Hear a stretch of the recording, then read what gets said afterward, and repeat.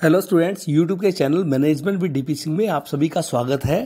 Company law में company का समापन, वाइंडिंग अप ऑफ कंपनी पर अपने चर्चा करेंगे, इसे समझने का प्रयास करेंगे। देखिए, जैसा कि अपने जानते हैं, कंपनी एक कृत्रिम व्यक्ति है जिसका निर्माण और समापन कानून के अनुसार ही होता है। कानूनी प्रक्रिया का इसमें पालन करना पड़ता है। तो जिस प्रकार से इसका निर्माण और संचालन कंपनी अधिनियम के अनुसार होता है, वैसे ही इसका समापन भी कंपनी अधिनियम के अनुसार होता है। उसके लिए इसके अंतर्गत प्रोविजंस किए गए हैं। तो समापन क्या है, इसको समझते हैं। Meaning and definition of winding up of company. समापन से हमारा क्या आशय है? सामान्य शब्दों में अपने कहते हैं, कंपनी के समापन से आशय हमारा उस प्रक्रिया से है जिसके अंतर्गत कंपनी के वैधानिक अस्तित्व को कर्मशः समाप्त किया जाता है। इस प्रक्रिया में, दिस इज ए प्रोसेस, ये एक प्रक्रिया है। इसमें कंपनी की संपत्तियों का मूल्य प्राप्त करके लेनदारों को उनके ऋणों का भुगतान किया जाता है। शेष बचे धन तथा संपत्तियों को अंशधारियों में बांट दिया जाता है। आइए इसे डेफिनेशन से समझते हैं। गोवर के अनुसार कंपनी का समापन वह प्रक्रिया है जिसके द्वारा किसी कंपनी के जीवन को समाप्त किया जाता है और उसकी संपत्तियां उसके ऋणदाताओं और सदस्यों के लाभ के लिए प्रयुक्त की जाती है।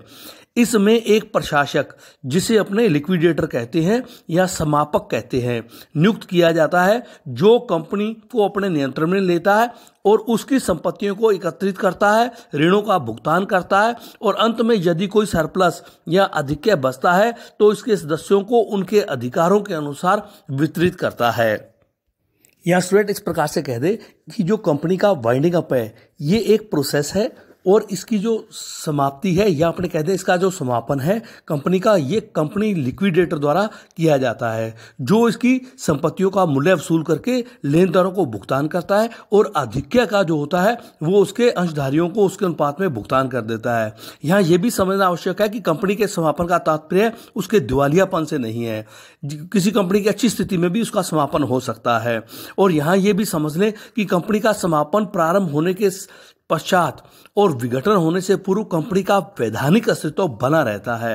अर्थात समापन होते ही उसका अस्तित्व, समापन प्रक्रिया प्रारंभ होते ही उसका समापन नहीं हो जाता, वो प्रक्रिया चलती रहती है जब तक कि उसका समापन नहीं हो जाए। आइए students, modes of winding up, company समापन की विधियां क्या है? दो विधियां हैं। एक तो है ट्रिब्यूनल द्वारा समापन, या जिसको अपने कंपलसरी वाइंडिंग अप कहते हैं या अनिवार्य समापन कहते हैं। दूसरा आता है स्वैच्छिक समापन। तो जो वाइंडिंग अप बाय ट्रिब्यूनल या कंपलसरी वाइंडिंग अप कहते हैं, इसके कई बेस होते हैं जिसके आधार पर इसका समापन किया जाता है। जैसे ऋणों का भुगतान चुकाने में असमर्थ रहने पर या ऋणों का भुगतान करने में असमर्थ रहने पर, अथवा कंपनी के द्वारा कोई विशेष संकल्प पारित कर दिया जाता है, या कंपनी द्वारा भारत की एकता और प्रभुता के विरुद्ध कोई कार्य किया जाता है, अथवा कंपनी के बीमार होने के कारण कंपनी के समापन का आदेश दिया जाता है। इसके साथ साथ ट्रिब्यूनल द्वारा, इसके साथ साथ रजिस्ट्रार या केंद्रीय सरकार द्वारा या किसी अधिकृत व्यक्ति द्वारा, केंद्रीय सरकार द्वारा ये कोई समापन हेतु आवेदन किया जाता है। संचालन यदि कपटपूर्ण तरीके से किया जाता है या कह दे कपटपूर्ण विधि के विरुद्ध कोई कार्य, विधान के विरुद्ध कंपनी कार्य कर रही है। इसी प्रकार ये कह दें कि कंपनी के निर्माण में या संचालन में कपट या अपने कह दें दुराचार के दोषी पाए जाते हैं, या पहले के 5 लगातार वित्तीय वर्षों में कंपनी द्वारा कोई रजिस्ट्रार के पास अपनी रिपोर्ट फाइल नहीं की गई है, अर्थात वार्षिक विवरणी जो अपने कह दें एनुअल रिपोर्ट है, फाइनेंशियल स्टेटमेंट, वो नहीं दिए गए हैं। और इसके साथ साथ अभिकरण जो है ट्रिब्यूनल की राय में कंपनी का समापन करना न्यायपूर्ण व समतापूर्ण हो अंडर सेक्शन 27 के अनुसार। तो ये उसके आधार हो सकते हैं कंपनी के समापन के। आइए स्टूडेंट नेक्स्ट देखते हैं, ट्रिब्यूनल में कौन व्यक्ति याचिका देने का हकदार होता है, या कह दे person entitled to file petition with tribunal. तो स्वयं कंपनी कर सकती है उसको समापन के लिए, या लेनदारों द्वारा उसको उसमें आवेदन किया जा सकता है। इसी प्रकार अंशदाताओं द्वारा या अंशदाता द्वारा, या कह दे संयुक्त याचिका कंपनी द्वारा या एक से अधिक लेनदारों द्वारा या अंशदाताओं द्वारा संयुक्त रूप से लगाई जाती है, या रजिस्ट्रार द्वारा उसको किया जाता है। केंद्रीय सरकार द्वारा अधिकृत कोई नियुक्त व्यक्ति है उसके द्वारा किया जाता है। केंद्रीय अथवा राज्य सरकार द्वारा इसे किया जा सकता है, समापन के लिए आवेदन किया जा सकता है। आइए स्टूडेंट नेक्स्ट देखते हैं, procedure of winding up by tribunal. तो इसमें क्या है? पहला याचिका देना। याचिका जैसे अभी बताया था कंपनी दे सकती है, लेनदार या विभिन्न लेनदारों द्वारा, अंशदाता या अंशदाताओं द्वारा दिया जा सकता है, या कोई भी उपरोक्त में से 2 या 2 से अधिक व्यक्ति संयुक्त रूप से रजिस्ट्रार, केंद्रीय सरकार द्वारा अधिकृत व्यक्ति या केंद्रीय राज्य सरकार द्वारा कोई व्यक्ति इसके पास आवेदन या याचिका दे सकता है। तो उसके बाद क्या करता है, ट्रिब्यूनल द्वारा आदेश देना, समापन के लिए ट्रिब्यूनल द्वारा कोई भी आदेश दिया जा सकता है। इसके बाद क्या होता है, कंपनी को सूचना देना और इसके लिए टेम्परेरी लिक्विडेटर नियुक्त करना, अस्थायी समापक को नियुक्त करना। इसी प्रकार कंपनी को निर्देश देना कि कंपनी द्वारा इस समापन की प्रक्रिया प्रारंभ हो गई है। इसके साथ साथ जो आपत्तियां और अपने ये कह दें कार्यकलापों का विवरण प्रस्तुत करना। इसके पश्चात कंपनी के समापक की नियुक्ति करना, अर्थात उसे स्थायी रूप से नियुक्त कर दिया जाता है जो कंपनी के समापन की प्रक्रिया को अंत तक उसका प्रोसेस को चलाएगा। इसी प्रकार कंपनी समापक व रजिस्ट्रार को सूचित करना, ट्रिब्यूनल द्वारा उनको सूचित किया जाता है कंपनी के समापक को और रजिस्ट्रार को कंपनी के समापन के संबंध में। कंपनी के जो अभिलेख हैं उनको राजपत्र, अधिसूचना और स्टॉक एक्सचेंज को सूचित करना कि कंपनी का समापन हो रहा है, और समापन की समिति जो बनाई गई है और इसकी रिपोर्ट, समापन समिति की रिपोर्ट, ये उसको प्रस्तुत करना।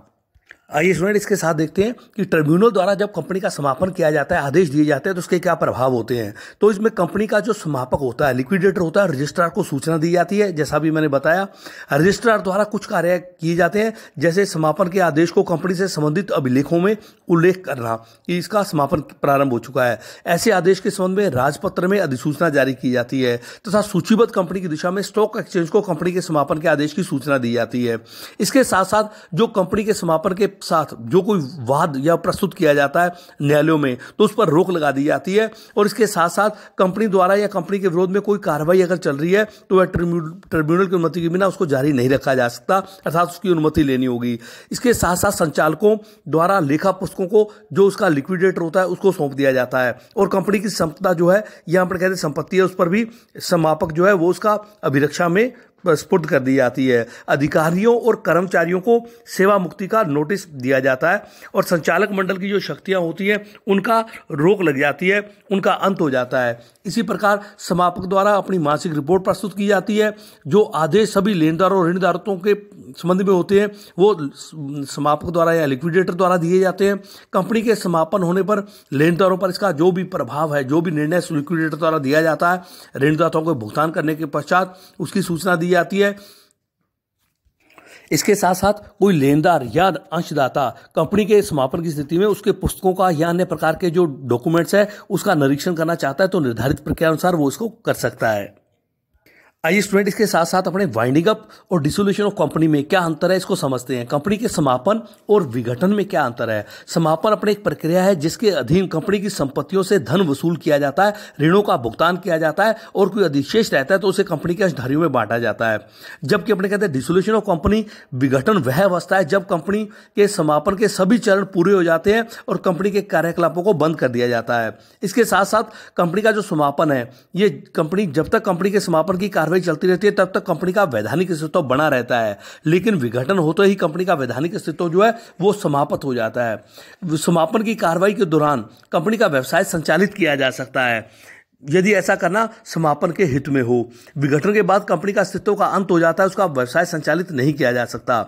इसी प्रकार कंपनी के समापन का अंतिम निर्णय जो ट्रिब्यूनल है उसके द्वारा या कंपनी के सदस्यों लेनदार द्वारा किया जाता है, जबकि कंपनी के विघटन का निर्णय ट्रिब्यूनल द्वारा किया जाता है। कंपनी के समापन प्रारंभ होने के साथ ही कंपनी के समापक की नियुक्ति कर दी जाती है जिस पर कंपनी का नियंत्रण और संचालन हो जाता है। विघटन के साथ ही कंपनी की जो कंपनी का लिक्विडेटर है उसकी नियुक्ति भी समाप्त हो जाती है। कंपनी के समापन की कार्रवाई के दौरान कोई भी व्यक्ति कंपनी के विरुद्ध अपने ऋण को प्रमाणित कर सकता है और कंपनी के ऋणों के भुगतान के लिए उसे उत्तरदायी ठहरा सकता है। विघटन के बाद कोई भी व्यक्ति कंपनी के ऋणों का भुगतान के लिए उसको उत्तरदायी नहीं ठहरा सकता। समापन का आदेश सदैव विघटन के आदेश से पूर्व दिया जाता है और विघटन या डिसोल्यूशन ऑफ कंपनी का आदेश समापन के आदेश से पूर्व कभी नहीं दिया जा सकता। तो स्टूडेंट्स, ये था कंपनी का समापन पार्ट फर्स्ट जो आपने देखा। धन्यवाद।